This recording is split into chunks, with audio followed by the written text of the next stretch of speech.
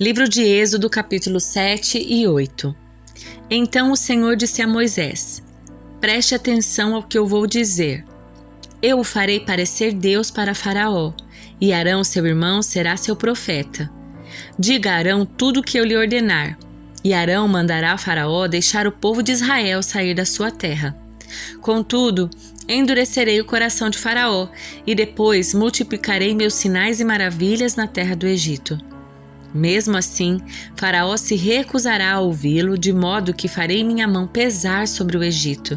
Então resgatarei meu exército, meu povo, os israelitas da terra do Egito, com grandes atos de julgamento. Quando eu levantar minha mão e tirar os israelitas do meio deles, os egípcios saberão que eu sou o Senhor. Moisés e Arão fizeram conforme o Senhor lhes ordenou. Quando falaram com Faraó, Moisés tinha 80 anos e Arão 83. O Senhor disse a Moisés e a Arão: o Faraó exigirá: mostre-me o milagre. Quando ele o fizer, diga a Arão: tome sua vara e jogue-a no chão, na frente do Faraó, e ela se transformará numa serpente. Então Moisés e Arão foram ver o Faraó e fizeram conforme o Senhor havia ordenado. Arão jogou a vara no chão diante do Faraó e de seus oficiais, e ela se transformou numa serpente. Faraó mandou chamar seus sábios e feiticeiros, e por meio de suas artes mágicas, esses magos egípcios fizeram a mesma coisa. Jogaram suas varas no chão, e elas também se transformaram em serpentes. Mas a vara de Arão engoliu as varas dos magos. O coração do Faraó, porém, permaneceu endurecido. Ele continuou se recusando a ouvir exatamente como o Senhor tinha dito. O Senhor disse a Moisés: o coração do Faraó é duro, e ele continua se recusando a deixar o povo sair. Portanto, vá ao Faraó pela manhã, quando ele estiver descendo até o rio. Pare à margem do Nilo e encontre-se com ele ali. Não se esqueça de levar a vara que se transformou em serpente. Então diga-lhe: o Senhor, o Deus dos Hebreus, me enviou para falar. Deixe meu povo sair para me adorar no deserto. Até agora você se recusou a ouvi-lo. Por isso, assim diz o Senhor: eu lhes mostrarei que sou o Senhor. Veja, com esta vara que tenho na mão, baterei nas águas do Nilo, e elas se transformarão em sangue. Os peixes do rio morrerão, e o rio ficará mal cheiroso. Os egípcios não poderão beber de sua água. O Senhor disse a Moisés: diga a Arão: tome sua vara e estenda a mão sobre as águas do Egito, sobre todos os seus rios, canais, açudes e reservatórios. Toda a água se transformará em sangue, até mesmo a água armazenada em vasilhas de madeira e pedra. Moisés e Arão fizeram conforme o Senhor ordenou diante dos olhos de Faraó e todos os seus oficiais. Arão levantou a vara, bateu nas águas do Nilo, e o rio inteiro se transformou em sangue. Os peixes do rio morreram, e a água ficou tão mal cheirosa que os egípcios não podiam bebê-la. Havia sangue em toda a terra do Egito. Mais uma vez, porém, os magos do Egito usaram sua mágica e também transformaram água em sangue. E o coração do Faraó continuou endurecido. Ele se recusou a ouvir Moisés e Arão, como o Senhor tinha dito. Faraó voltou para o seu palácio e não pensou mais no assunto. Todos os egípcios cavaram as margens do rio para encontrar água potável, pois não podiam beber da água do Nilo. 7 dias se passaram desde o momento em que o Senhor feriu o Nilo. Então o Senhor disse a Moisés: volte a Faraó e anuncie: assim diz o Senhor, deixe meu povo sair para me adorar. Se você se recusar a deixá-lo sair, enviarei uma praga de rãs sobre todo o seu território. O rio Nilo fervilhará de rãs. Elas subirão do rio e invadirão seu palácio e até mesmo seu quarto e sua cama. Entrarão nas casas dos seus oficiais e de seu povo. Saltarão para dentro dos fornos e das tigelas de amassar pão. As rãs avançarão sobre você, sobre seu povo e sobre todos os seus oficiais. O Senhor também disse a Moisés: diga a Arão: estenda a vara que traz em sua mão sobre todos os rios, canais e açudes do Egito, e faça subir rãs sobre toda a terra. Arão estendeu a mão sobre as águas do Egito, e as rãs subiram e cobriram toda a terra. Os magos, porém, usaram suas artes mágicas para imitar a praga, E também fizeram aparecer rãs sobre toda a terra do Egito.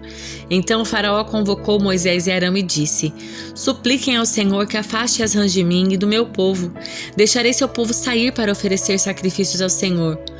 Pois escolha a hora, respondeu Moisés. Diga-me quando deseja que eu suplique pelo faraó, por seus oficiais e por seu povo. Então Faraó e suas casas ficarão livres das rãs, e elas permanecerão apenas no rio Nilo. Que seja amanhã, disse Faraó. Será como Faraó disse, respondeu Moisés. Então saberá que não há ninguém como o Senhor nosso Deus. As rãs deixarão o Faraó e suas casas, seus oficiais e seu povo, e permanecerão apenas no rio Nilo. Moisés e Arão saíram do palácio do faraó e Moisés clamou ao Senhor a respeito das rãs que ele havia mandado para afligir Faraó. O Senhor fez exatamente conforme Moisés tinha dito. Todas as rãs nas casas, nos pátios, nos campos morreram. Os egípcios as juntaram em montões e um fedor terrível encheu a terra. Mas quando Faraó percebeu que a situação havia melhorado, seu coração se endureceu e ele se recusou a dar ouvidos a Moisés e Arão, como o Senhor tinha dito. Então o Senhor disse a Moisés: Diga a Arão, estenda a vara e bata no chão. O pó se transformará em enxames de piolhos em toda a terra do Egito. Moisés e Arão assim fizeram. Quando Arão estendeu a mão e bateu no chão com a vara, piolhos infestaram toda a terra e cobriram os egípcios e seus animais. Todo o pó da terra do Egito se transformou em piolhos. Os magos do faraó tentaram fazer o mesmo com suas artes mágicas, mas não conseguiram. E os piolhos cobriram tudo, tanto as pessoas como os animais. Isso é o dedo de Deus, exclamaram os magos do faraó.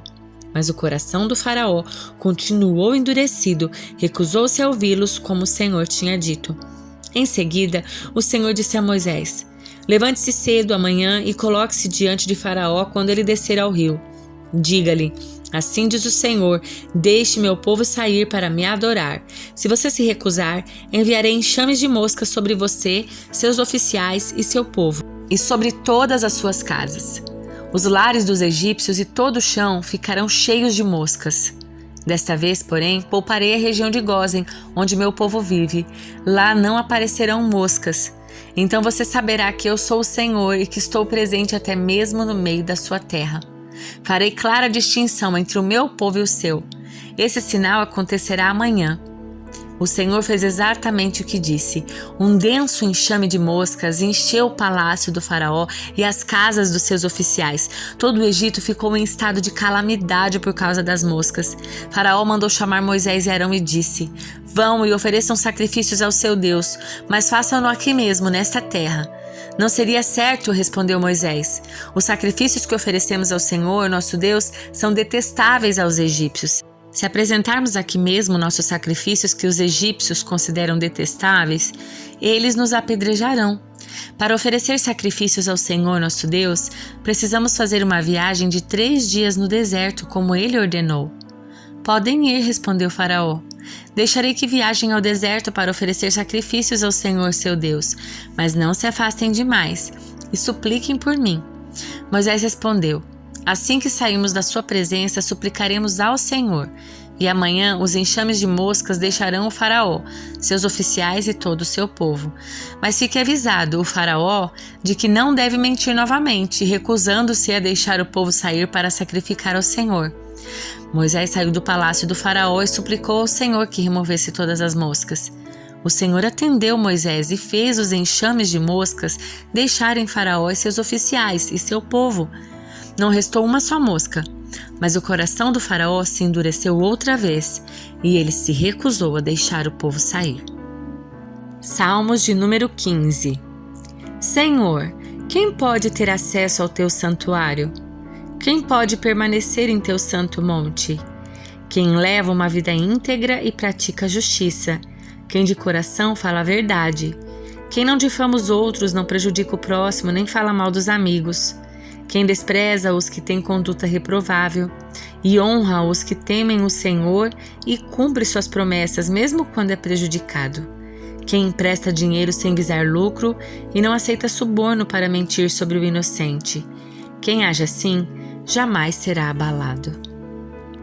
Evangelho de Marcos, capítulo 1. Este é o princípio das boas novas a respeito de Jesus Cristo, Filho de Deus. Iniciou-se como o profeta Isaías escreveu: Envio meu mensageiro adiante de ti, e ele preparará o teu caminho.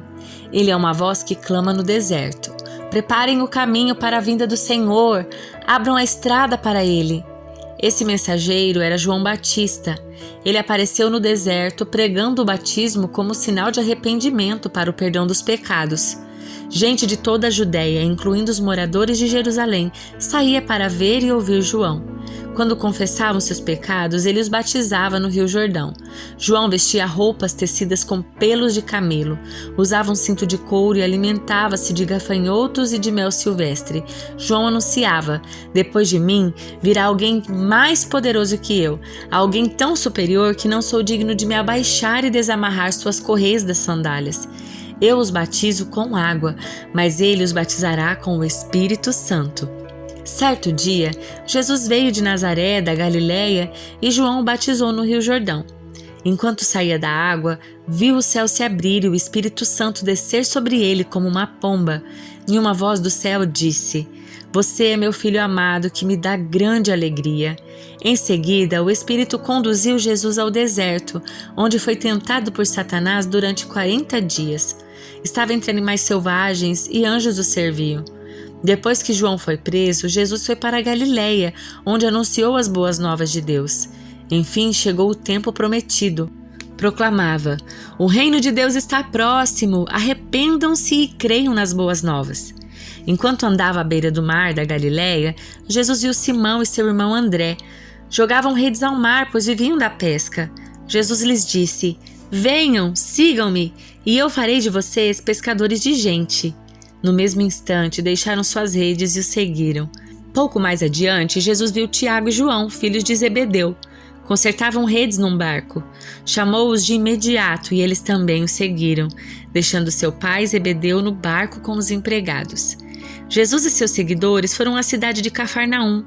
Quando chegou o sábado, entrou na sinagoga e começou a ensinar.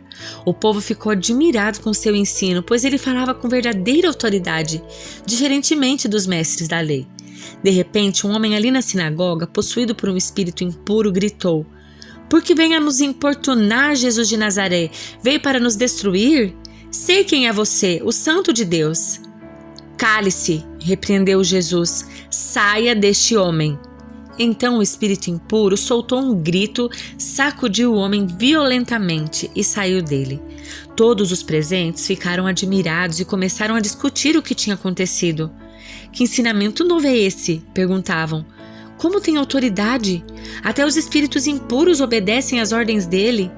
As notícias a respeito de Jesus se espalharam rapidamente por toda a região da Galiléia. Depois que Jesus saiu da sinagoga com Tiago e João, foram à casa de Simão e André. A sogra de Simão estava de cama, com febre. Imediatamente falaram a seu respeito para Jesus. Ele foi até ela, tomou-a pela mão e ajudou a levantar-se. A febre a deixou e ela passou a servi-los. Ao entardecer, depois que o sol se pôs, trouxeram a Jesus muitos enfermos e possuídos por demônios. Toda a cidade se reuniu à porta da casa para observar.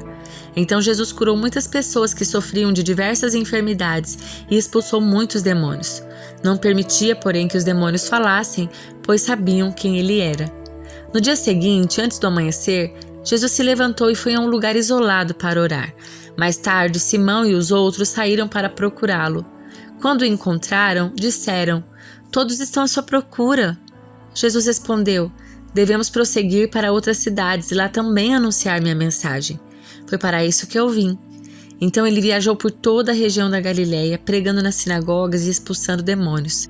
Um leproso veio e ajoelhou-se diante de Jesus, implorando para ser curado. Se o Senhor quiser, pode me curar e me deixar limpo. Cheio de compaixão, Jesus estendeu a mão e tocou nele. Eu quero, respondeu. Seja curado e fique limpo. No mesmo instante, a lepra desapareceu e o homem foi curado. Então Jesus se despediu dele com uma forte advertência: não conte isso a ninguém. Vá e apresente-se ao sacerdote para que ele o examine. Leve a oferta que a lei de Moisés exige pela sua purificação. Isso servirá como testemunho. O homem, porém, saiu e começou a contar a todos o que havia acontecido. Por isso, em pouco tempo, grandes multidões cercaram Jesus, e ele já não conseguia entrar publicamente em cidade alguma. E embora se mantivesse em lugares isolados, gente de toda parte vinha até ele.